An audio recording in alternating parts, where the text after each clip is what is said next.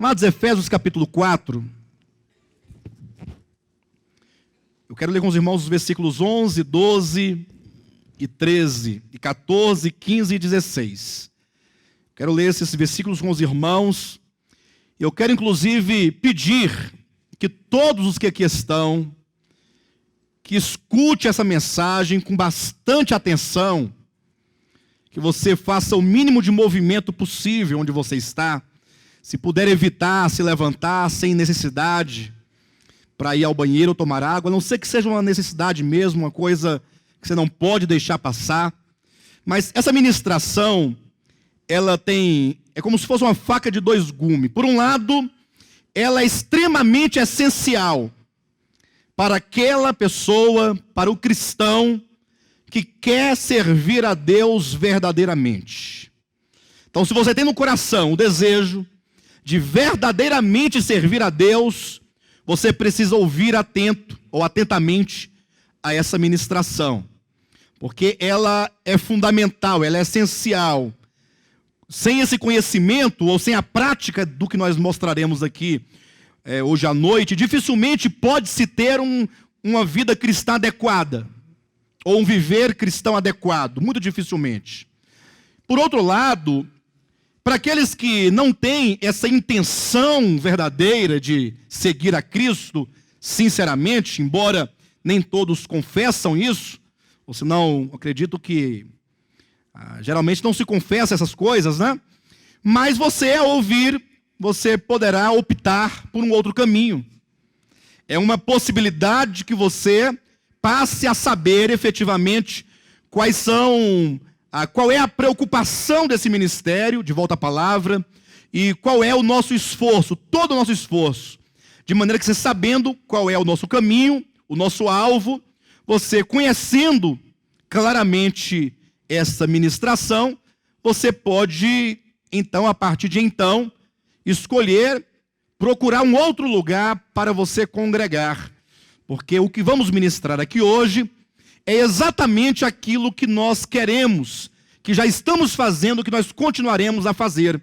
Então, está aí, né? Duas possibilidades, duas alternativas. Para aquele que fala assim, pastor, eu quero a todo custo e a qualquer preço servir ao Senhor. Não, eu quero fazer como aquele homem da parábola de Lucas, em que Jesus falou que ao construir uma torre, ele primeiramente fez os cálculos. E por que ele fez os cálculos? Para saber se ele daria conta de levar a cabo aquele projeto, para que, vindo a começar, não ficasse a obra pela metade, e muitos viessem a zombar dele dizendo, começou e não terminou. Jesus diz o seguinte, que para segui-lo, não é para ser salvo, porque para ser salvo, basta que ele pague o preço, como ele fez, e o Espírito Santo te conceda fé para crer nele. Agora, o serviço a Deus, o discipulado, ele passa pela nossa vontade, ele passa pelo nosso coração, de maneira que você pode dizer sim, ou você pode dizer não ao discipulado. Então, você tem essa oportunidade de falar, eu quero, ou talvez de falar, eu não quero. E aí você pode, então, ouvir e decidir. Eu acredito que nós vamos decidir para o discipulado. Amém? Amém, queridos? Glória a Deus. Efésios capítulo 4, versículos 11 a 16. Diz assim, e ele mesmo concedeu uns para apóstolos, outros para profetas, outros para evangelistas, e outros para pastores e mestres, com vistas ao aperfeiçoamento dos santos, para o desempenho do seu serviço, para a edificação do corpo de Cristo, até que todos cheguemos à unidade da fé e do pleno conhecimento do Filho de Deus, à perfeita varonilidade, à medida da estatura da plenitude de Cristo, para que não mais sejamos como meninos, agitados de um lado para o outro e levados ao redor por todo o vento de doutrina, pela artimanha dos homens, pela astúcia com que induzem ao erro. Mas seguindo a verdade em amor, cresçamos em tudo naquele que é a cabeça, Cristo, de quem todo o corpo, bem ajustado e consolidado, pelo auxílio de toda junta, segundo a justa cooperação de cada parte, efetua o seu próprio aumento para a edificação de si mesmo em amor. Amados, eu quero trazer à lembrança dos irmãos aquele texto de Êxodo, capítulo 25, versículo 8. E parece estranho ler um texto e começar a ministração por um outro texto. Mas porque esse é o nosso texto de base, nós vamos discorrer esses versículos que acabamos de ler. Mas é preciso que nós nos lembremos do que está em Êxodo capítulo 25, versículo 8. Haja vista que naquele contexto lá de Êxodo, depois que Deus tirou o povo de Israel do Egito, tendo libertado um povo do cativeiro e levado esse povo até o Monte Sinai, ou que seja o Monte Horebe, ali o Senhor disse a Moisés o seguinte: olha, Moisés, eu quero que vocês edifiquem para mim um tabernáculo, para que eu possa habitar no meio de vocês. Imagine só, Deus dizendo a Moisés, ao povo de Israel, ao povo que Deus acabara de libertar do Egito, dizendo que esse povo deveria edificar um tabernáculo no deserto, para que Deus pudesse habitar. Mas observe que o texto diz em seguida que Moisés e o povo, eles deveriam edificar o santuário segundo o modelo, ou segundo a planta que Deus mostrou ali para Moisés. Deus abriu os céus e Moisés então olhando viu, ele teve a visão, ele teve a revelação do santuário, do templo, né? O que em seguida, depois quando o povo de Israel se instaurou na boa terra de Canaã, o tabernáculo que era móvel deu lugar para o templo que era fixo. Mas seja o santuário ou seja o templo, Deus deu a eles uma planta. Queridos, isso é extremamente importante, porque levando em consideração, olhe para mim em nome de Jesus, que a igreja hoje, que nós, enquanto aqueles que estavam escravos no mundo pecaminoso, nós também fomos libertos pelo Senhor, assim como o povo de Israel foi liberto. E do mesmo modo que Deus falou para Moisés edificar o santuário lá no deserto, e nós sabemos que aquele santuário, ou aquele templo de Salomão, era apenas uma figura do verdadeiro santuário. Haja vista que os 2 últimos capítulos do Apocalipse nos mostra ali quando a nova Jerusalém desce do céu e é dito: eis o tabernáculo de Deus com os homens, e portanto aquele tabernáculo de Moisés era a figura do tabernáculo vindouro, e esse tabernáculo vindouro, que é o tabernáculo em realidade, que é a nova Jerusalém, o que nos é dito? Ela é a esposa do Cordeiro, e portanto a nós também nos é ordenado que nós também devemos estar envolvidos nesta grande obra de edificar este santuário para Deus. Há uma edificação. Do modo como Moisés edificou um santuário, nós também temos que edificar um santuário. Só que agora esse santuário que estamos edificando é um santuário em realidade.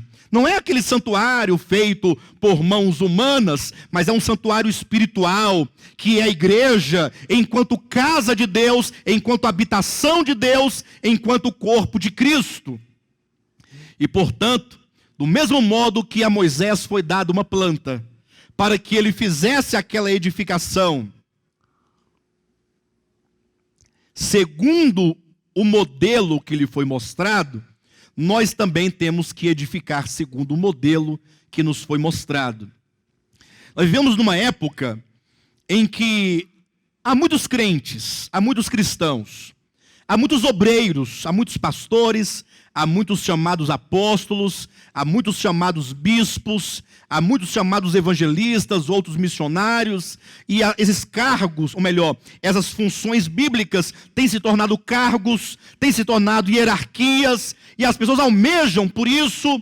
Entretanto, eu pergunto, quantos estão edificando segundo o modelo que Deus estabeleceu. Segundo a planta, olha que o povo de Israel, eles edificaram sim o templo, né? Ou que seja, o tabernáculo, e posteriormente edificaram também o templo, segundo a planta. Agora, uma vez aquele santuário, aquele tabernáculo, ele representava a espiritualidade, a vida espiritual do próprio povo de Israel. Quando o povo se apostatou, eles foram levados para o Egito, e o santuário, ou o templo e a cidade de Jerusalém foram todos destruídos. Ficou em ruínas. E lá no cativeiro, onde eles estavam, o Senhor levantou o profeta Ezequiel. E no capítulo 43 de Ezequiel, o Senhor disse para Ezequiel: Ezequiel, olha, assim como Deus falou para Moisés no Monte Horebe, olha o templo, a planta do templo. Agora Deus fala para Ezequiel, olha o templo. E ele tem a visão do templo conforme era o ideal de Deus. Ele teve a visão do templo conforme Deus queria que fosse. Ao passo, ao mesmo tempo, em que o templo de Jerusalém estava em ruínas. Era para fazer uma comparação, olhar para aquilo que Deus queria que fosse, o modo como Deus queria que fosse, e para que ele contemplasse o templo destruído, queimado, em ruínas, e Deus falou, mostra isso para o povo, para que o povo vendo se envergonhe, fiquem envergonhados da sua condição, da sua real condição. De maneira que podemos falar com toda precisão e segurança que o povo de Israel, eles receberam a planta, eles receberam a revelação, mas o que aconteceu? Com o tempo, eles perderam o alvo. Eles perderam aquilo que havia de mais precioso. De sorte, quando o Messias veio, o que eles fizeram? Eles mataram a Jesus, eles crucificaram a Jesus Cristo. E se alguém dissesse, olha, quem matou a Jesus Cristo foram os pagãos, ou foram os ateus, ou que fossem os assírios, os babilônicos, seria até de se entender. Mas quando se diz que a nação de Israel, os filhos de Abraão, de Isaac, de Jacó, o povo da promessa, sacerdotes, escribas, fariseus, anciãos, esse povo de Deus foi quem matou o Messias. Então, é de se perceber e tomar isso por advertência para nós, que do mesmo modo que o povo de Israel errou o alvo, nós também podemos errar o alvo. Ou será que nós estamos isentos de errar o alvo? Quanto tempo você tem de cristão? 5 anos, 1 ano, você tem 10 anos, 20 anos. Agora imagine comigo, pense comigo por um momento. Você passar toda a sua existência, sua vida, ali servindo a Deus, até mesmo com sinceridade. Não é sem sinceridade, é com sinceridade. E então Jesus vier, ele voltar, e na sua vinda, ele te julgar, porque todos nós seremos julgados. Não é isso que está em 2 Coríntios, capítulo 5, versículo 10, que todos nós seremos julgados no tribunal de Cristo. E naquele dia, você então ali diante dele, ele olhar para você e falar assim, olha, você não fez segundo a minha vontade. Você não fez segundo a minha vontade. Fala assim, mas Senhor, eu fiz o que eu achava que era o melhor. Abra sua Bíblia rapidamente no livro de Lucas, no capítulo 12, e veja o que se diz aqui a esse respeito. Capítulo 12 de Lucas, versículo 47 e 48. Não desmarque Efésios não, tá, queridos?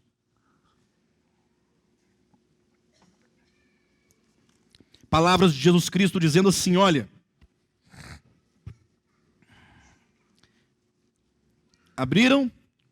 Lucas 12, 47 e 48 diz assim, aquele servo, porém, olha só, aquele servo, porém, que conheceu a vontade de seu Senhor e não se aprontou. Eu pergunto para os irmãos, é possível conhecer a vontade do Senhor e não se aprontar? Sim ou não? Aquele, porém, aquele servo que conheceu a vontade do seu Senhor e não se aprontou, nem fez segundo a sua vontade, ou a vontade do seu Senhor, o que acontecerá com ele? Diga para o seu irmão que está à sua direita ou à esquerda: aquele servo que, conhecendo a vontade do seu Senhor, não se aprontou e nem fez segundo a vontade do seu Senhor, será punido com muitos açoites. Pastor, então esse estará perdido? Não. Este, todavia, será salvo. Aqui é apenas a disciplina de que falamos na semana passada. Olha o 48.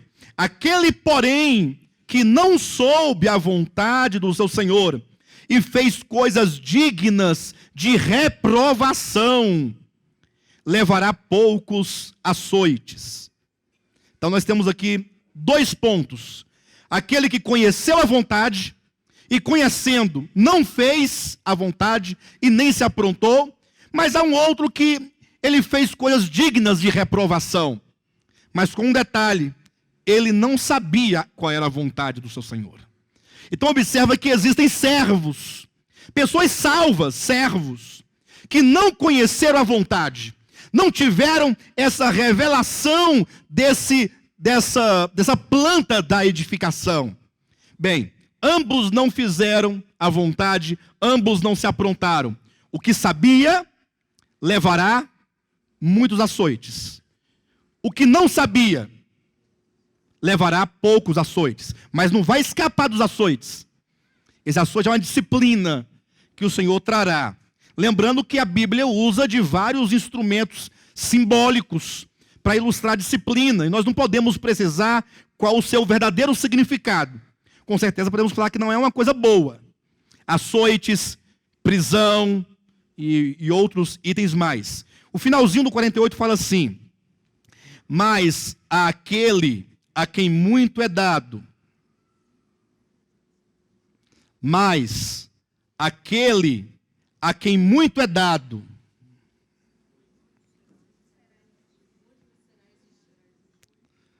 mas aquele a quem muito é dado, muito será exigido. E aquele a quem muito se confia. E eu pergunto para a igreja, para você, individualmente, você tem recebido muito do Senhor ou pouco do Senhor? Quanto você tem recebido? Então, levando isso em consideração, eu quero chamar a atenção dos irmãos para o que está em Efésios capítulo 4. Porque aqui nós temos como que fosse uma maquete da planta do templo ou da planta da Nova Jerusalém. Ou seja, para que a Nova Jerusalém ela seja efetivamente edificada, nós vamos precisar de entender e de praticar o que está em Efésios capítulo 4, versículos 11 a 16. E o versículo 11, então, os irmãos podem deixar a Bíblia aberta no capítulo 4, diz assim: e ele mesmo. Quem é esse ele mesmo, hein, queridos? E ele mesmo, este ele, os irmãos olharem os versículos anteriores, refere-se ao Cristo ressurreto. E não somente ao Cristo ressurreto, mas sobretudo ao Cristo ascendido aos céus, porque nos é dito, e ele mesmo concedeu. Quando foi que Cristo concedeu? Olhem os versículos anteriores, versículos 7, 8 e 9. E a graça foi concedida a cada um de nós, segundo a proporção do dom de Cristo. Por isso diz: quando ele subiu às alturas, levou cativo o cativeiro e concedeu dons aos homens. Ora, o que quer dizer subiu? Senão que também havia descido até as regiões inferiores da terra. Então faz uma referência aqui à morte e à ressurreição de Cristo. E diz ainda o versículo 10, aquele que desceu é também o mesmo que subiu acima de todos os céus para encher todas as coisas. Fala-se aqui do Cristo crucificado, do Cristo sepultado, do Cristo ressurreto, e então do Cristo que ascende ao Pai. Então veja, queridos, quando fala do Cristo crucificado, do Cristo sepultado, do Cristo ressurreto, lembra a nossa salvação. Como nos foi possível ser salvos? não foi mediante a morte e a ressurreição de Jesus Cristo? Então veja, todos nós somos somos o resultado da obra de redenção, da obra de ressurreição de Cristo, conforme está aqui nos versículos 7, 8 e 9. E aí surge uma pergunta. Somente aos salvos mediante a morte e a ressurreição de Cristo. E agora? Esta é a pergunta que deve nos intrigar, não somente a nós, mas a todo cristão. Onde quer que se tenha um local de reuniões aberto em que esteja ali reunida a igreja de Jesus Cristo, independentemente do nome da placa, onde houver um cristão genuinamente salvo, deve se instaurar essa pergunta, devemos perguntar: e agora? Você foi salvo pelo Cristo crucificado, pelo Cristo ressurreto. E agora? Você já não mais pertence a você mesmo. Você foi comprado, como diz o apóstolo Pedro, pelo precioso sangue de Cristo. Você agora foi comprado para pertencerdes a Ele, como está em Romanos capítulo 1, versículo 6. Você agora é de Cristo. E a grande pergunta é: e agora? O que fazer daqui em diante? Na verdade, a nossa salvação, mediante o crer no Evangelho, é o ponto de partida, é o começo. E aqui eu quero que todos agora abram bem os ouvidos e abram também o coração. Até aqueles que estão aqui e não são e são admiradores da palavra, mas não são dados a ouvir a palavra, porque muitos às vezes vêm, gosta, acha bonito e está tudo certo, mas a pessoa mesmo fica pensando em outras coisas. Abra o entendimento, peça a Deus graça neste momento. Você foi salvo, e agora? Nos é dito no texto de Lucas que é preciso que se conheça a vontade do seu Senhor. Como um servo, você tem que conhecer o que Ele quer, o que Ele deseja. Ora, muitos não conhecem. O texto de Lucas diz que muitos fizeram coisas dignas de reprovação por não conhecerem a vontade. Mas isso não faz com que ele escape da disciplina. E aí? E agora? Você é salvo. O que o Senhor quer de você? O que o Senhor requer de mim? E eu quero dizer para os irmãos que, ultimamente, eu tenho sido colocado contra a parede. Algumas pessoas ficam me encurralando. E eu não me preocupo em ser encurralado. O problema é que como eu fico pensando, como pode ser isso? Em que sentido? Que muitos estão preocupados, dizendo: pastor, é o seguinte, você não vai tomar uma providência, porque o irmão fulano ou a irmã beltrana está fazendo isso, está tendo esse comportamento. O fulano foi para tal lugar, o outro bebeu não sei o quê, o outro falou isso, e aí parece que tudo vai se destruir, como se fosse uma embarcação que fosse se romper. E está todo mundo com medo disso. E querem que eu tome uma providência. Uma providência. E eu digo: eu não vou tomar nenhuma providência que vocês querem que eu tome. Porque tomar tal providência é retroceder. É voltar, né, para a velha aliança. Voltar para o caminho antigo. Você já ouviu falar do caminho antigo? Não é dele que eu estou falando, não.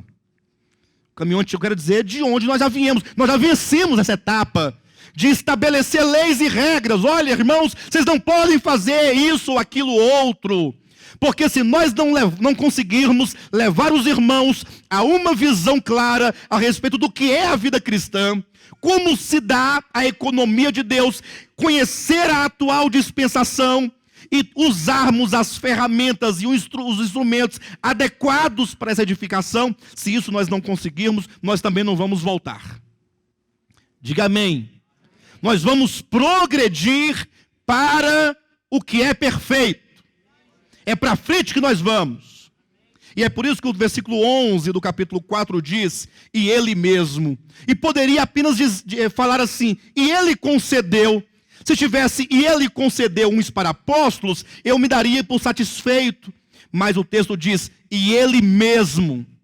Ou seja, aqui se usa uma palavra para ratificar né? Para confirmar, para chamar sua atenção, para apontar e para dizer exatamente que Jesus não mandou que alguém fizesse isso por ele. Foi ele mesmo. E, portanto, se foi ele mesmo, você tem que perguntar para ele. Não adianta você questionar o texto, porque muitos não podem concordar com apóstolos, profetas e evangelistas e pastores e mestres, porque vivemos num tempo de Laodiceia. O que é Laodiceia? É a última igreja das 7 de Apocalipse 2 e 3. Mas e daí? O que é Laodiceia? É a última era antes da segunda vinda de Cristo. E daí? O que é Laodiceia? É uma era de apostasia e de tamanha apostasia que a própria igreja se acha agora autossuficiente a ponto de colocar o próprio Cristo para fora, fechar as portas e falar: podemos ser crentes sem Ele. Podemos viver a vida cristã sem Cristo, sem uma dependência dele. Que dirá de apóstolos, que dirá de profetas, que dirá de evangelistas, que dirá de pastores e mestres?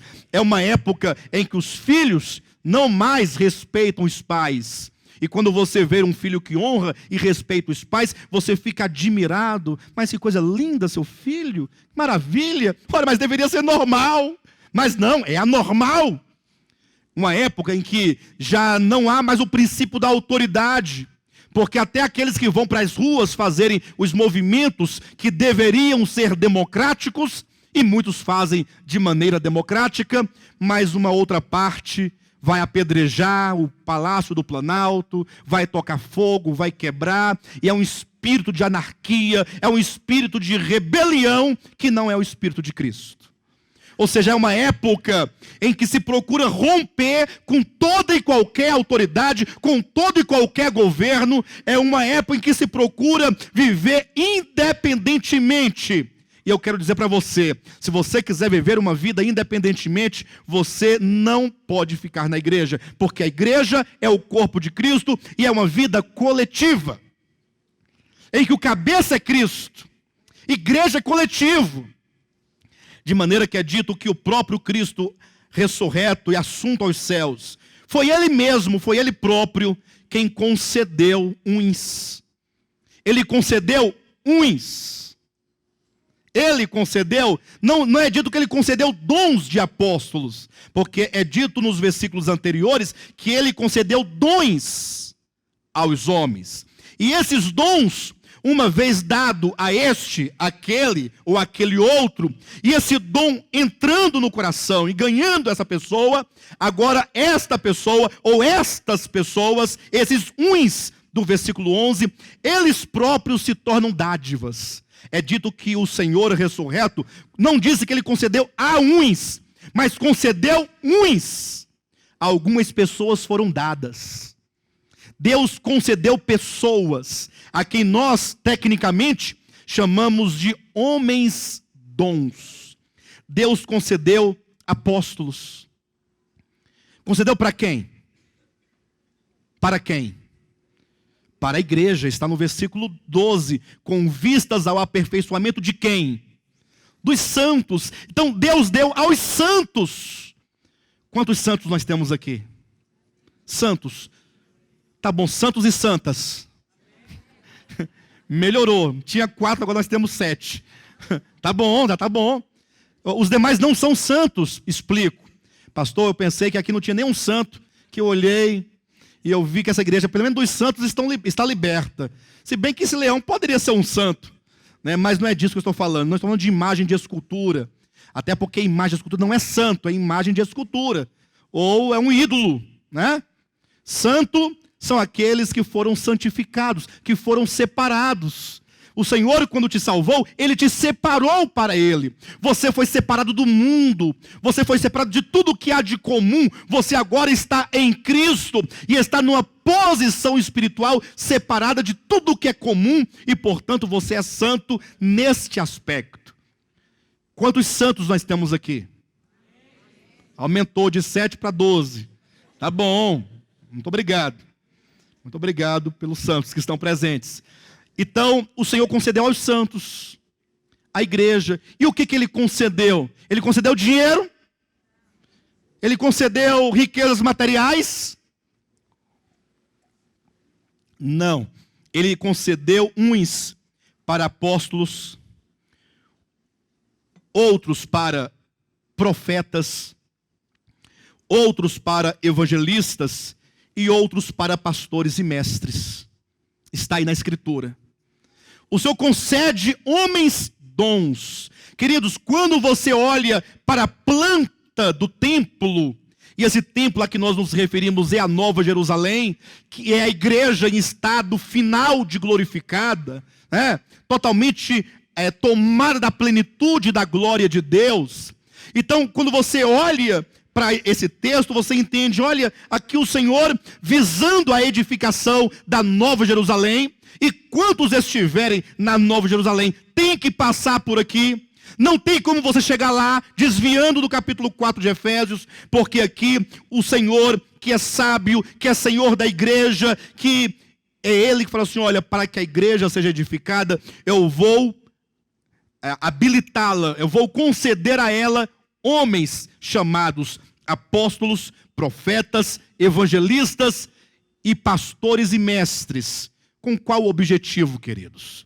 Eu quero que você olhe para a sua Bíblia e você vai encontrar aí o versículo 12 que diz: com vistas ao aperfeiçoamento dos santos.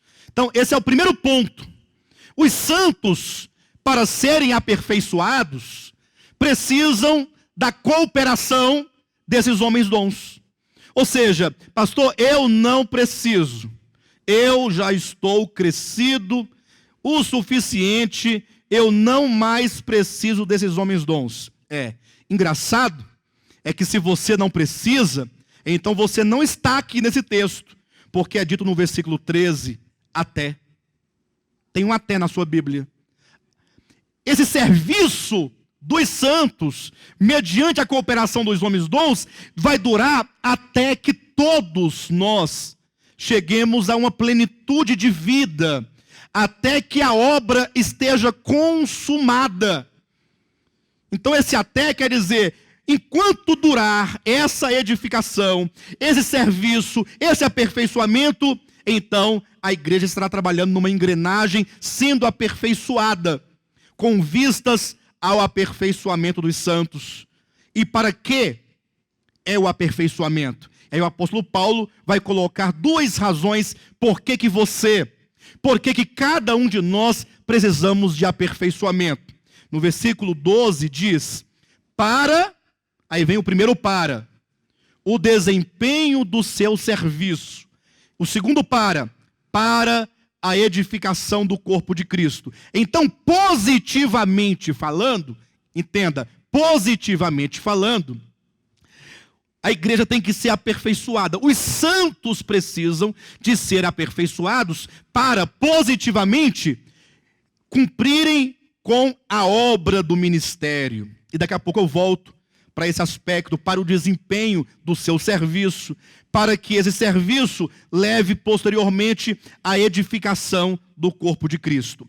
Mas negativamente, ou seja, os santos precisam de aperfeiçoamento, porque no versículo 14 tem um terceiro para. Ou seja, o aperfeiçoamento é para e para. Tem 3 paras na sua Bíblia? Tem 3 para? Então, o aperfeiçoamento é positivamente para o desempenho do serviço, positivamente para a edificação do corpo de Cristo, e negativamente para que não mais sejamos como meninos agitados de um lado para o outro e levados ao redor por todo o vento de doutrina, pela artimanha dos homens, pela astúcia com que induzem ao erro. E aqui está um ponto que eu quero daqui começar a discorrer o entendimento dessa ministração, para que não mais sejamos como meninos agitados de um lado para o outro. Queridos, você se converteu em pleno século 21, ou que seja o século 20, né? Até 1999, você se converteu ali ao Senhor, e aí você de repente caiu nas mãos de um grupo evangélico, tinha ali um pastor, ou tinha talvez uma missionária, ou talvez fosse um missionário, eu não sei, que gostava muito de orar e vestia-se muito bem, e tinha toda uma aparência de santidade, mas foi ali que o Senhor te ganhou. E aí você ficou ali, ouvindo tantas coisas, praticando tantas coisas, até que você então teve um problema, você saiu dali, foi para um outro lugar, e então no outro lugar você também praticou muitas outras coisas, coisas boas, coisas não tão bíblicas, coisas extra-bíblicas ou coisas antibíblicas, e você foi pulando de um lugar para outro, talvez te obrigaram a vestir-se de um jeito, te obrigaram a comer de um jeito, te obrigaram a andar de um jeito, te proibiram isso, fizeram, e você ficou sendo jogado de um lado para o outro, por tantos ventos de doutrinas.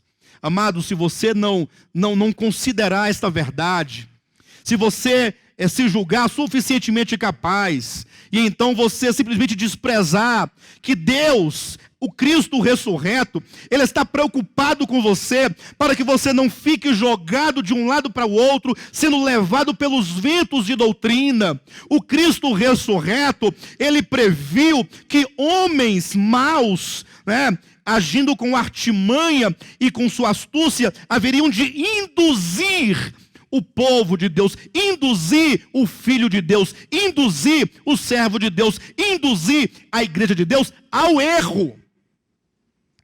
Vocês estão entendendo, queridos? Estão entendendo? Induzir ao erro. Aí o Senhor então dá à igreja apóstolos, profetas, evangelistas, pastores e mestres, e todos esses estão vinculados à palavra, ao ministério da palavra, para que você cresça. A palavra pregada é para o seu crescimento espiritual, para a sua compreensão espiritual. Os apóstolos, vamos começar pelos evangelistas. Os evangelistas são aqueles que buscam as almas, São aqueles que têm o dom de evangelização, e eles trazem pessoas a Cristo, eles levam pessoas a Cristo pelo ministério da evangelização. São os evangelistas. Esses que são trazidos, que se tornam agora os santos, eles agora serão colocados numa base. Qual é a base? A base dos ensinamentos dos apóstolos. Os apóstolos são aqueles que lançam o fundamento da verdade. São aqueles que dizem o que é a verdade. Digamos que hoje nós vivemos num tempo de muita contradição no meio cristão. Querem um exemplo? Há um grupo de cristãos que falam assim: olha, as irmãs têm que usar o véu sobre a cabeça. É um problema que é colocado. Aí os apóstolos, eles têm autoridade, lógico, os apóstolos que escreveram a Escritura, o Novo Testamento, eles deixaram claro se deve ou não usar o véu. Então a Escritura apostólica é a autoridade. E aí toda discussão se encerra. Então, porque os apóstolos têm tal autoridade. Aí vem uma questão antiga, que é a questão da guarda do sábado. E é uma questão bíblica, até porque o primeiro sábado está em Gênesis capítulo 2, versículos de 1 a 3. Depois em Êxodo 16, depois em Êxodo 20, depois em Êxodo 31, e depois em Levítico 16, e aí agora não vem mais a memória todos de cor. Mas há uma sequência de sábados que cruza toda a Bíblia. E aí vem uma pergunta: os cristãos devem ou não guardar o dia de sábado? É uma pergunta que quem vai responder não é a Bíblia, são os apóstolos. São aqueles que foram eleitos por Cristo, escolhidos por Cristo, a quem foi colocada a responsabilidade da verdade nos ombros deles. Eles é que vão explicar e ensinar no Novo Testamento o que é o sábado, se deve ou não se deve. Não quero entrar nesses méritos agora, mas é o Novo Testamento que vai falar isso. E portanto o crente, aquele que foi trazido a Cristo pelo ministério dos evangelistas, eles vão ser edificados nessa base. A igreja é edificada no fundamento dos apóstolos e profetas, conforme Efésios capítulo 2, versículo 20. Então nós não temos que ficar preocupados. Pastor, mas essa confusão toda, calma. Nós temos os apóstolos, ou que sejam os homens dons com tais ministérios que podem nos ajudar a compreender essa questão, para não ficarmos de um lado para o outro, sendo agitados por todo o vento de doutrina que aparece. E aí, então, temos os profetas. Pastor, quem são os profetas? Pastor, eu conheço uma senhora lá no Setoró, que ela profetiza. A gente vai na casa dela, ela ora por nós, a gente deixa uma oferta e ela entrega um recado, né? Bem, não é dessa profeta ou desse tipo de profeta de que a Bíblia está falando. Nós temos aqui um ofício de profeta, e não especificamente o dom de profecia, né? O ofício de profeta é aquele que é profeta para a igreja, é aquele que tem um olhar voltado para o mundo e voltado para a sua época. Aquele que, a partir dos ensinamentos dos apóstolos, eles vão interpretar a era em que se vive. Por exemplo, hoje em dia, nós estamos vendo aí um grande movimento da teologia da prosperidade, não é? No mundo inteiro. E aí, eventualmente, Deus levanta um profeta lá, ou do profeta, para denunciar. Assim como Elias desceu até o povo de Israel para denunciar os pecados do povo de Israel, Deus levanta profetas no meio do seu povo para denunciar a fraude que se realiza, que se faz em nome de Jesus, em nome de Deus. Aí os profetas vão denunciando na sua era que esse comportamento, que essa doutrina, que isso e aquilo não está de acordo com a vontade de Deus. E aí muitos querem fazer os profetas se calarem.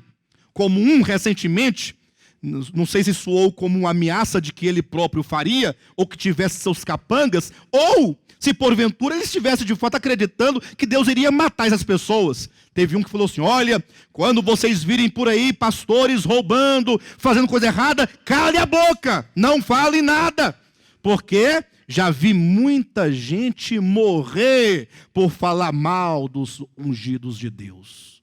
Mas ele próprio falou: quando vocês virem fazendo coisas erradas ou roubando, então os ungidos estão roubando? Os ungidos estão fazendo coisa errada?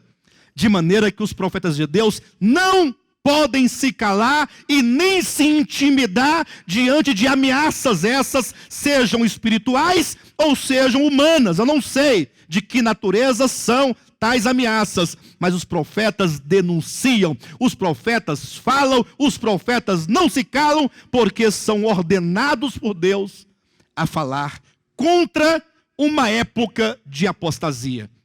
E a igreja, portanto, ela se serve desses homens dons chamados profetas, porque agora os santos são guardados dessas artimanhas, desses homens malignos, desses homens astutos que procuram induzir a igreja ao erro.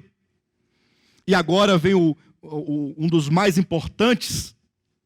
Embora sejam eles que recebem dos apóstolos, recebem dos profetas e recebem dos evangelistas, mas aqui é o quarto, de que diz os pastores e mestres. E isso agora, os santos, e aqui nós temos uma prática que é a igreja. Essa igreja, esse povo que aqui está debaixo de um cuidado de pastores e mestres. Por que esse cuidado? Os pastores e mestres agora precisam ir aos apóstolos, precisam ir aos profetas, para agora conduzir a igreja. Quando fala de pastores e mestres, quer dizer a vida dos santos, não sei a sua, mas a vida dos santos, no seu cotidiano, com seus filhos, com seus maridos e esposos e esposas, e no seu cotidiano. Você precisa de estar sendo cuidado para que a sua vida toda esteja ordenada de acordo com o pastorear destes homens dons, que vão te ajudar, que vão te dar uma direção, te dar um aconselhamento, te dar uma palavra, uma exortação que esteja de acordo com a palavra apostólica. Pastor, o que eu faço na minha família? Está acontecendo isso. Aí você quer uma receita mágica, ou você quer uma oração, você quer que eu vá lá expulsar demônio, jogar óleo nas paredes para ver se o demônio vai embora, e ele não vai, Porque muitas vezes esse demônio é você mesmo. Então, é preciso que pastores e mestres orientem, ensinem segundo a reta palavra de Deus. Queridos, se nós, os santos, seguirmos a orientação da palavra de Deus, se você ouvir, se você entender e colocar em prática, você será como um homem que edificou a sua casa sobre a rocha. Quando vierem os rios, as chuvas e os ventos e derem de ímpeto contra a tua casa, a sua casa não vai cair. Não vai cair.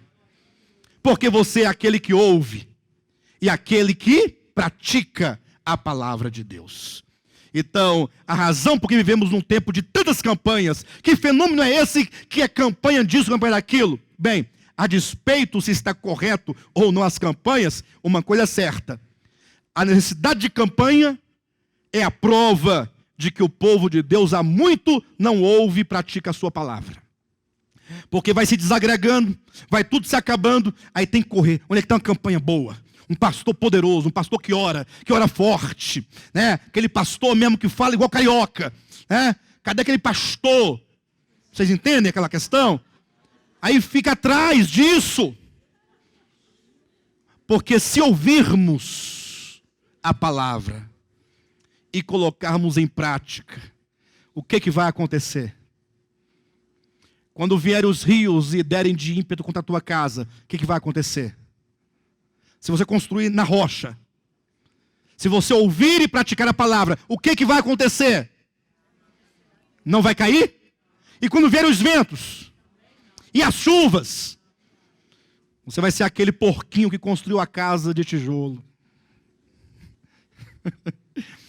Não lembro da história dos 3 porquinhos, mas em contrapartida, se você construir na areia, que é o mesmo que ouvir e não praticar.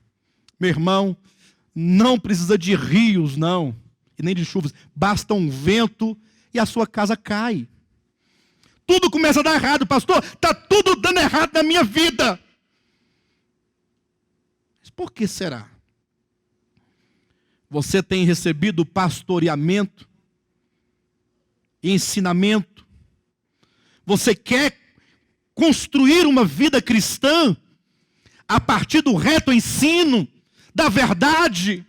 Ou você procura conselhos para ouvir o que você quer ouvir? O casal, não adianta me procurar, que eu vou aconselhar segundo a palavra. E aí você vai ter que ouvir a palavra. Ouvir a palavra é ceder, é renunciar, é se humilhar. E se fizer isso, dá certo. Enfim,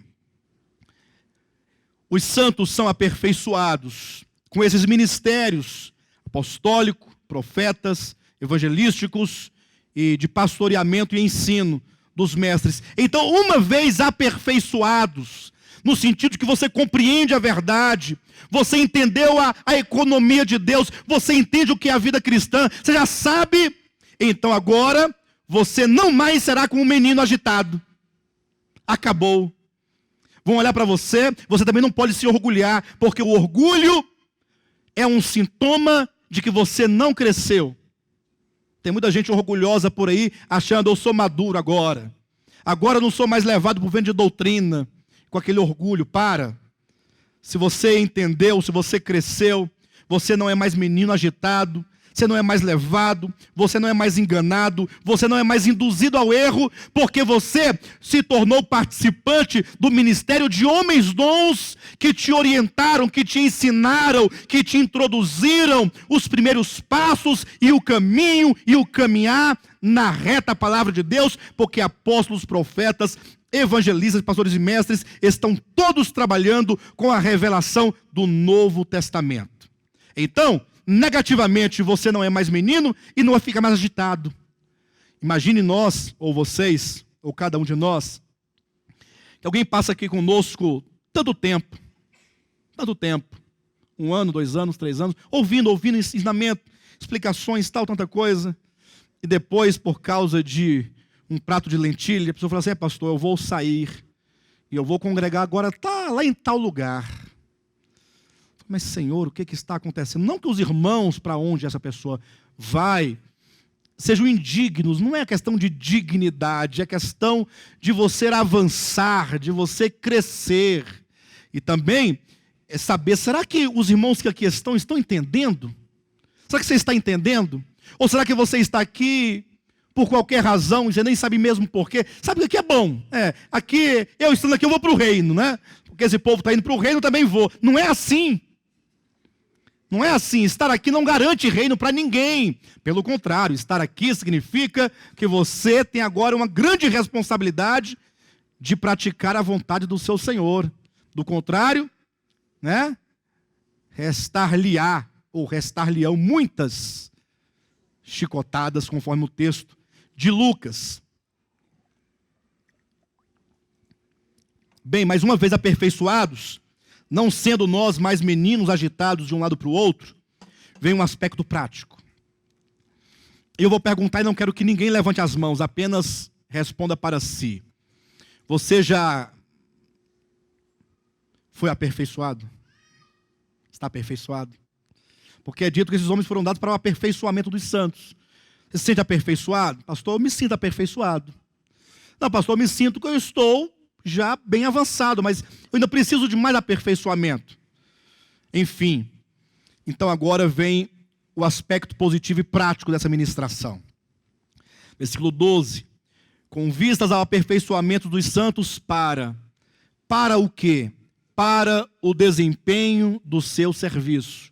A palavra serviço aqui, nesse texto, talvez em alguma Bíblia, alguma versão aqui dentro, talvez você encontre aí para o desempenho do ministério. Tem alguma versão aqui que diga ministério? A sua diz. Que maravilha. A sua também diz para o desempenho do ministério.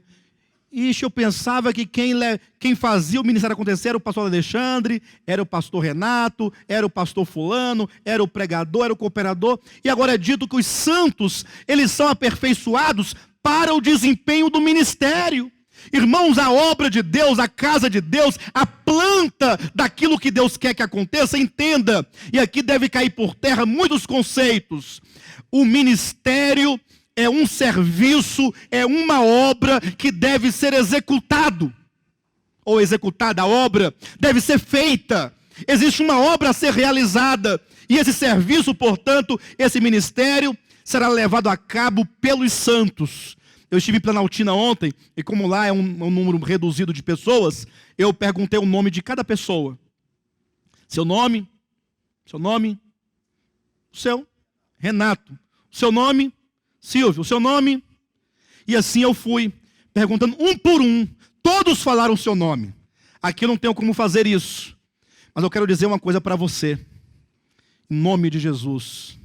Se você é um crente em Jesus Cristo, e se você é um membro do corpo de Cristo, se você se encontra aqui dentro desse texto, quando fala os santos, saiba, você precisa, uma vez aperfeiçoado, você precisa desempenhar essa obra do ministério. É você que fará o ministério acontecer. Porque o ministério não é esse lugar físico. O ministério não é o nome da igreja. Qual que é o nome da igreja? É ministério. Não, não é. A nossa igreja não tem nome. É porque não tem nome? Ora, porque se nós colocarmos aqui um nome sobre nós, igreja fulano de tal, nós queremos dizer que nós não somos igreja beltrana. Se eu sou igreja A, eu não sou igreja B. Então, são duas igrejas distintas. Qual é a de Jesus? A igreja de Jesus são todos os salvos, todos os redimidos, independentemente dos rótulos. Esqueçam os rótulos. Lembre-se, Jesus morreu por pessoas que foram compradas e redimidas. Agora, é lógico que nós estamos num problema de divisão no meio do corpo de Cristo. E aí cada grupo se identifica com a missão que eles entendem terem recebido de Deus. E nós, portanto, esse grupo entende que nós somos um ministério. Um ministério, nós temos uma incumbência de Deus de voltar, de regressar à Escritura, de volta à palavra, deixar os dogmas de lado, deixar os achismos, deixar o que eu penso, deixar a teologia tradicional, porque a teologia tradicional não nos conduz à economia de Deus, ainda que dela, da economia, a teologia, fale eventualmente, mas não estabelece a planta da economia de Deus. Deixar tudo isso, nos voltar à Escritura. Mas ainda assim, esse ministério de que diz aqui, não é o ministério de volta à palavra. Esse ministério aqui é aquilo que Deus está fazendo. Qual que é a obra de Deus? Qual é a obra de Deus? É a Nova Jerusalém. Se alguém perguntar assim para você, qual é a obra de Deus? Você fala, é a Nova Jerusalém. A Nova Jerusalém é a obra. É aquilo que Ele está fazendo. Não está feito ainda, mas está fazendo. E então, quem é que vai trabalhar para que esse ministério, essa edificação aconteça? Quem é? Quem é? Resposta errada. Quem é? Diga. Não. Nós é estranho, porque nós vamos empurrar esse carro. Aí vai todo mundo e nós vai só aqui, ó. Né? Ei, carro pesado. Quem vai cumprir esta obra ministerial? Eu. Diga eu. Pela graça de Deus, quero ser aperfeiçoado para cumprir esta obra. E aqui eu sei, queridos, eu sei que o número de membros de pessoas se reduz pela metade, ou bem menos da metade. Porque isso é uma coisa densa. Estamos falando de coisas eternas, de coisas celestiais. Nós estamos falando não é da Shakira, não. Porque Shakira é coisa boa. O que é coisa boa? Vai ter o show da Shakira. Bora lá, todo mundo pular Shakira. Requebrar. É bom. Dançar forró. Comer churrasco. Beber cachaça. Contar piada. Tudo é coisa boa. Todo mundo gosta dessas coisas. Ir para o estádio de futebol, assistir o Flamengo ser rebaixado. Com a glória a Deus. Que maravilha. O Vasco rebaixado. São Paulo subindo. O Cruzeiro se achando. Vocês estão entendendo? Isso tudo é bom, é bom. Nós gastamos tempo. Vocês entendem? Sorrimos, conversamos, articulamos, gastamos dinheiro com essas coisas. Mas, de repente, economia de Deus, propósito de Deus, vontade de Deus, Nova Jerusalém, edificação. Temos que fazer um profundo esforço. Você reconhece isso ou não? Ou você acha, não, pastor, que coisa. Para mim tudo é mentira. Para mim é só a obra de Deus. Deixa eu ver a sua cara. Quem é a pessoa? Para mim é só a obra. Quem é? Não, eu quero olhar para a sua cara. Cadê? Nós precisamos de um profundo esforço. Senhor, tem de misericórdia de mim. E ganha o meu coração. Ganha. Me liberta das paixões deste mundo. E me faça ver as coisas eternas. Porque se os meus olhos virem as coisas eternas, eu vou valorizá-las. Porque diz que Moisés, ele renunciou a todo aquele império egípcio, com suas riquezas e prazeres, porque contemplava o galardão. Porque se ele não visse o galardão, ele teria ficado no Egito. Os irmãos entendem isso? Portanto, os santos devem desempenhar a obra do ministério. Diga, eu vou desempenhar em nome de Jesus. Diga assim, eu preciso desempenhar, eu preciso.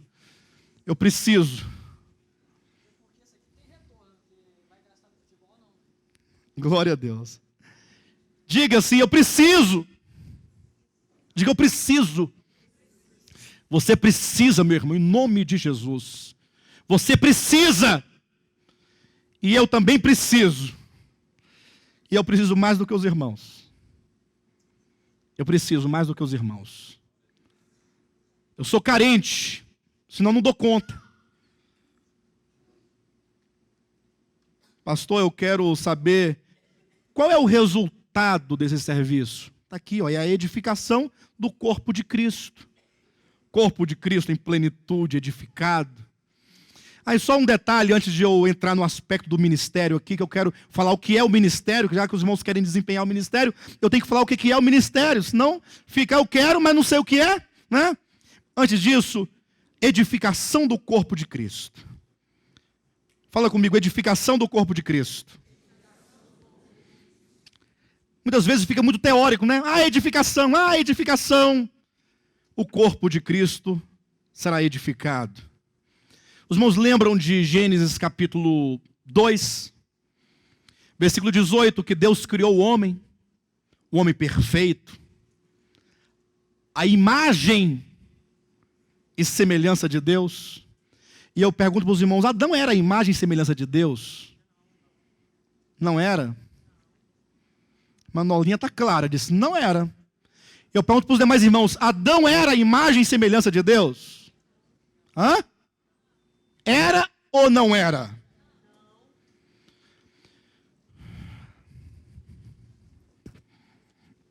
Bem, vamos prosseguir. A Bíblia diz em Romanos 5,14 que aquele homem criado em Gênesis 2 prefigurava, ele era uma prefiguração daquele que havia de vir. Então vamos deixar de olhar para Adão como se ele fosse o máximo. Não, Adão era uma figura antes do pecado. E a prova de que ele de fato e efetivamente não era a imagem e a semelhança de Deus é que nós hoje, que viemos dele, estamos sendo conformados à imagem de Cristo.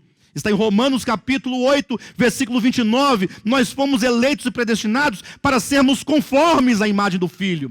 Para sermos conformados à imagem dele. Ainda estamos sendo conformados. Porque Adão prefigurava o Cristo vindouro. Adão foi ali criado e colocado como um homem perfeito para representar, para refletir, para ilustrar, para simbolizar o Cristo de Deus. Então olhe para Adão e veja Cristo. Então entenda Adão e entenderá Cristo. Deus falou, não é bom que Adão esteja só. Não é bom que Cristo esteja só. Farei para Adão uma auxiliadora. Ele quer uma auxiliadora para o seu filho. Os irmãos entendem? Não é sem razão que o Apocalipse, capítulo 21 e 22, que é a concretização e a consumação do que se anunciava em Gênesis, é o casamento do cordeiro com a esposa. Não há um casamento em Gênesis capítulo 2? Minha mão agora está livre, eu posso bater. Não há casamento? Não começa com casamento? E o que tem nos últimos 2 capítulos? Não é um casamento também? O primeiro refletindo o segundo, o primeiro anunciando o segundo, olhe para o primeiro. Aí Deus fala assim, vou fazer uma auxiliadora para Adão. Já falei isso aqui dezenas de vezes, mas vou falar a 10ª tantas vezes. Vou fazer uma auxiliadora para Adão. E aqui está o ponto. Espírito Santo, cadê você? Traga os animais. Mas Senhor, tu farás uma auxiliadora? Faz logo, gastando tempo. Vai fazer ou não vai fazer? Vou fazer. Mas é para que os meus filhos lá em Taguatinga entendam o que aquela mensagem quer dizer. Vou fazer o seguinte. Antes de fazer efetivamente, traga os animais. Adão, coloque nome nos animais. E Adão foi colocando nome nos bichos, né? Macho e fêmea. E Adão foi percebendo que cada animal macho tinha uma companheira. Tinha uma auxiliadora. Auxiliadora, como diz o texto, idônea. A palavra idônea, queridos, quer dizer compatível. Idônea não quer dizer uma pessoa inteligente, uma pessoa que sabe, não. Quer dizer compatível, da mesma natureza. Aí Adão percebeu que o macaco tinha uma macaca, e que a macaca tinha a mesma natureza do macaco, parecia com o macaco, tinha cheiro de macaco, tinha pele de macaco, tinha pelo de macaco, tinha tudo de macaco, era macaca. Aí vem o leão, aí Adão viu que tinha leoa, e que a leoa era um leão fêmea, porque tinha tudo de leão, cheiro de leão, cor de leão, pele de leão, pata de leão, dente de leão, é leão fêmea, é compatível, idônea. E Adão foi vendo que coisa maravilhosa, que coisa mais linda, e Adão pensava, no rabo dessa filha até o final, eu vou encontrar uma companheira que seja como eu. assim como eu. Vocês entendem? Ele olhava, não é ainda, não é. E ainda que fosse, já tem o par. Não pode ser 3, tem que ser 2. Né? Não pode ter poligamia, só 2. Quando o último animal passou, diz a Bíblia, olhe para mim, que Adão olhou e disse a Escritura: para o homem, todavia, não se achava uma auxiliadora que lhe fosse idônea. Se achava auxiliadora? Se achava auxiliadora? Para o homem, todavia, não se achava uma auxiliadora que lhe fosse idônea. Tinha auxiliadora? Tinha. Só não tinha idônea. Ele podia pegar para ele, minha companheira, uma vaca. Podia pegar uma vaca? Tem gente que pega. Nesse mundo tem de tudo. Minha auxiliadora, mas é idônea? Tem que ser idônea. Aí Deus falou assim: então agora eu entro em cena. Profundo sono sobre o homem. Aí Deus tira. Aí fica o pessoal dizendo: costela, tal. Esquece a costela, não é a costela. O que a revelação quer dizer é osso dos seus ossos. E é carne da sua carne. É Adão.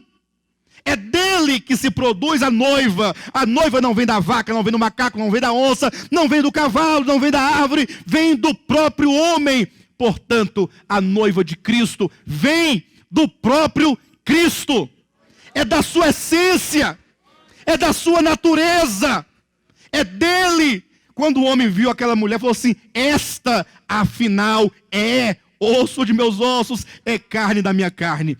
E quando Jesus vir a nova Jerusalém descendo do céu, ele dirá: essa, afinal. Esta, afinal. Porque hoje, nós somos noiva de Cristo. Nós somos e não somos. Porque noiva é só o que saiu dele. E, portanto, é somente o nosso espírito humano regenerado. E minha alma não? Não, sua alma ainda é macaco.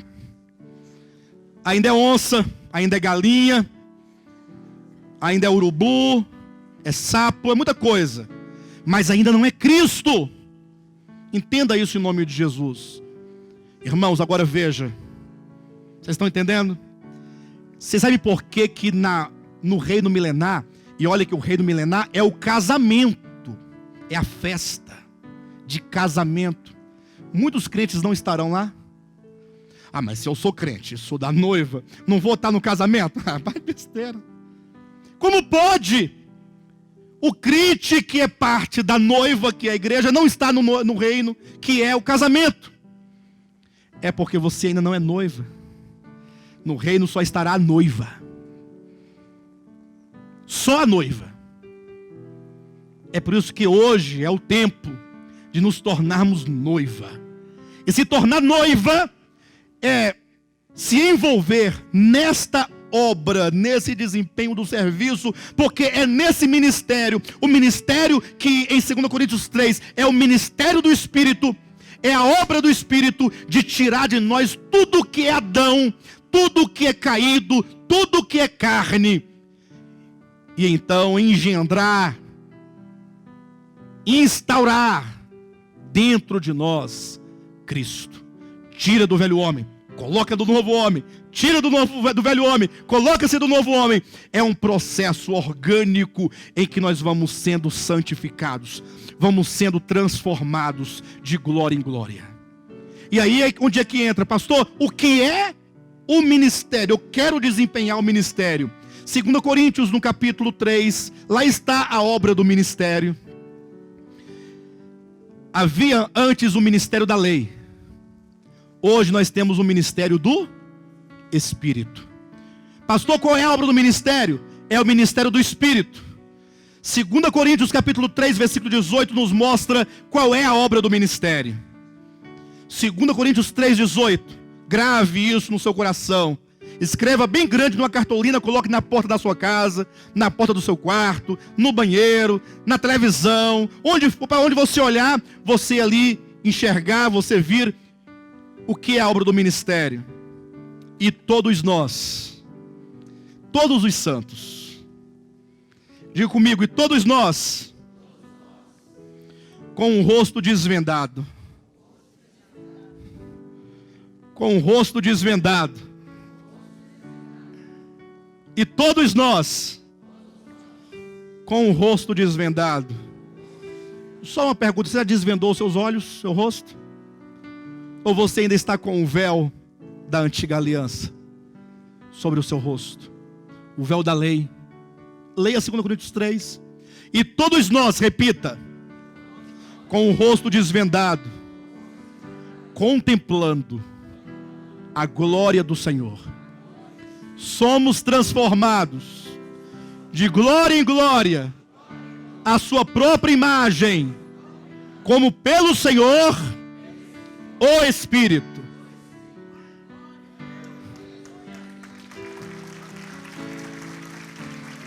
Gente, o que está acontecendo, hein? Você quer funcionar? Está ativo? Está aqui, ó. Você está sendo aperfeiçoado para, por um lado, não ser arrastado pelas doutrinas falsas dos homens ímpios. E agora você precisa desempenhar o ministério, colocar isso para funcionar. O ministério é o ministério de contemplar o rosto do Senhor, é o ministério de sermos transformados de glória em glória. Se isso não estiver acontecendo, não estará acontecendo o ministério. E aí você vai ter que tomar uma decisão na sua vida. E eu sei que é difícil tomar essa decisão, muito difícil. Pastor, eu já tomei essa decisão. Já aceitei a Jesus como meu Salvador. Não, não é isso. É outra decisão. Não é dessa decisão que eu estou falando. Você vai ter que tomar uma decisão. Porque se estabelece o ministério do Espírito numa relação de oposição a um outro ministério. Você não estará no ministério ativamente do Espírito enquanto você não se libertar do antigo ministério. E o antigo ministério não é de onde você veio, da igreja, lá da denominação, para o novo ministério que é. Não, é o ministério da letra que mata. E tudo isso que eu estou dizendo está em 2 Coríntios capítulo 3, versículo 5 em diante. Tudo isso. Porque antes do ministério do Espírito, havia o ministério da lei. E aí como é que diz lá em 2 Coríntios capítulo 3? E eu estou encerrando. Eu estou me treinando, irmãos, para eu conseguir pregar menos de 1h20. Ou médio, 1h40. Estou treinando, não estou conseguindo, mas ore por mim e me ajudem. 2 capítulo 3, versículo 5. E aqui está o ponto. Você quer se libertar? Quem quer efetivamente cumprir o ministério da nova aliança? Do Espírito. Qual é o ponto de partida? Qual é a decisão? Começar por aqui, ó. Não que por nós mesmos sejamos capazes de pensar alguma coisa como se partisse de nós. Pelo contrário, a nossa suficiência vem de Deus. A primeira coisa a fazer, a primeiríssima, você não pode fazer nada. Nem pensar alguma coisa. Pastor, então eu vou ficar quieto. Aí é o começo. No sentido de que a lei, o que é a lei? A lei são exigências dizendo, faça isso para Deus. E você passou a vida toda fazendo um tanto de coisa e não deu nada. Porque você ficou, foi pior. Porque você arrumou, foi briga. E arrumou, foi inimizade com muita gente. Com a presidente da CIB. Com o prefeito, não. Com o presbítero. Você queria ser presbítero e não foi. Seu melhor amigo foi ungido e você não foi. Aí foi com raiva dele, deu problema. Com raiva do pastor, com problema. Tanto esforço, tanta contenda, tanta divisão. Célula, aquele movimento, aquela contenda. Deus deu um problema danado, vocês sabem disso. Primeira coisa, eu de mim mesmo não posso nada. Romanos 7, versículo 6. Agora, pois, libertados da lei. Libertados. Você tem que estar plenamente na graça. E essa graça é o oposto da lei. Se a lei diz que você deve fazer algo para Deus, a graça diz: Deus fará tudo por você. Deus fará. Ele fará. Você será alvo do trabalhar, da ação do Espírito Santo na sua vida. E aí você vai ter que conseguir essa proeza. Que proeza, pastor? Largar a lei. Você não consegue. Porque para nós, homens caídos e orgulhosos, é muito mais fácil um conjunto de regras. Proibido ir para o show da Beyoncé. Olha que coisa boa. Aí quem foi, corta. Tá fora. E quem não foi, parabéns. Você é o cara. Deus está te vendo e Ele vai te honrar. Porque você é bom.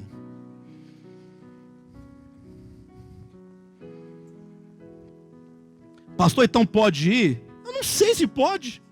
Também não sei se não pode. Acredito que eu não sei. Pastor, você está na dúvida? Não, eu não sei. Eu não sei. Só para eu saber, o que eu teria que fazer? Me dispor aí. Eu vou. Mas o pastor não vai. Eu vou, velho. Se eu quiser ir, eu vou. Sou um homem livre em Cristo Jesus. E aí eu ia me dirigir a uma bilheteria. Aí eu ia saber se eu podia ou não. Porque se eu tenho dinheiro ou não tenho, não. Eu tenho dinheiro para pagar ingresso. Área VIP. Hã? Mas como é que você vai saber se pode ou não pode? O Espírito que habita em mim, Ele iria me guiar e me ensinar e me falar se eu devia ou não ir. E aí ainda assim eu teria a chance de entristecê-lo. Se ele dissesse não vá, eu poderia ir e deixá-lo triste. Pastor, mas o homem pode deixar Deus triste? Pode. Efésios 4:31, não entristeçais o Espírito Santo. Pastor, então quem foi entristeceu? Eu não sei. Eu estou falando que eu não sei. Eu não sei. Pastor, e é possível que vá e não entristeça? É. Agora não sei mais de nada. Que bom. Que bom que você não sabe mais de nada. Porque o seu saber é lei. É lei de homens que você aprendeu na Assembleia de Deus. Nada contra. Não, a Assembleia de Deus é como qualquer outra. Inclusive como essa, que até o janeiro do ano passado, ele estava cheio de ídolos aqui na frente. E eram muitos.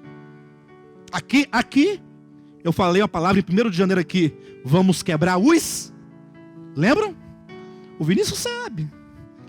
Que vez quando ele faz a brincadeira, pastor, quebra o ídolo, pastor, quebra o ídolo, pastor. Não é, Vinícius? E aí, pastor, mas eu tenho medo de sair da lei. Eu tenho medo de sair da lei. Sabe qual é o seu medo de sair da lei? Você quer saber? Medo de se perder. Você está com medo de se perder.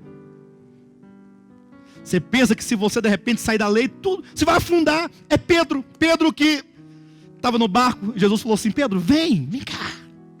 Lá no meio do mar. Mas Senhor, eu não tenho condições de sair do barco. O barco é a minha segurança. Eu sei que eu estou no meio do mar, mas eu estou dentro do barco. Eu estou seguro. Ainda que venha uma tempestade, eu sei guiar o barco. Muita experiência. Mas eu não tenho coragem de andar na água, porque afunda. Eu posso perecer. Não é assim? Pedro, vem. Saia da lei.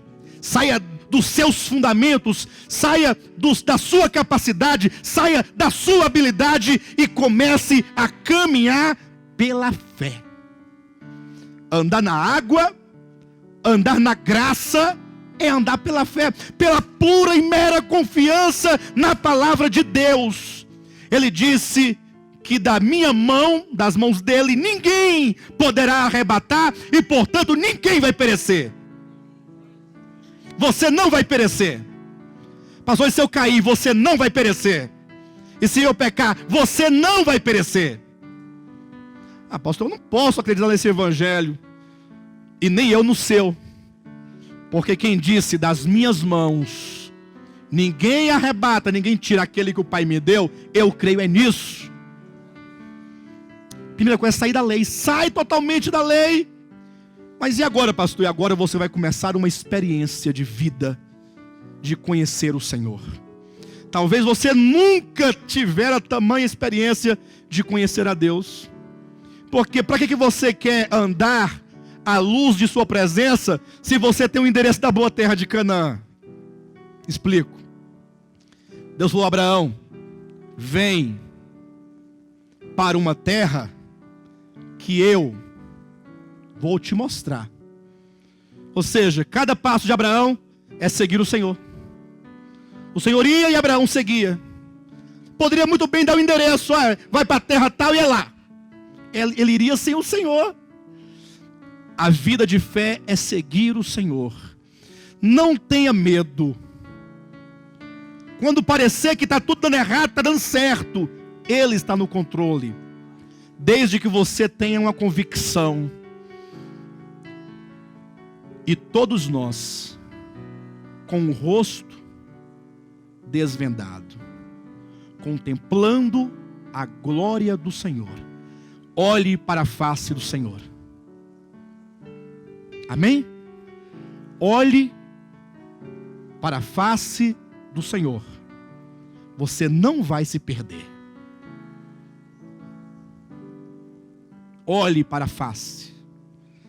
E na medida que você olhar para a face dele, de tanto olhar, a luz do seu rosto vai resplandecer no seu rosto, a luz do rosto de Cristo, como que batendo no espelho, vai refletir no seu rosto.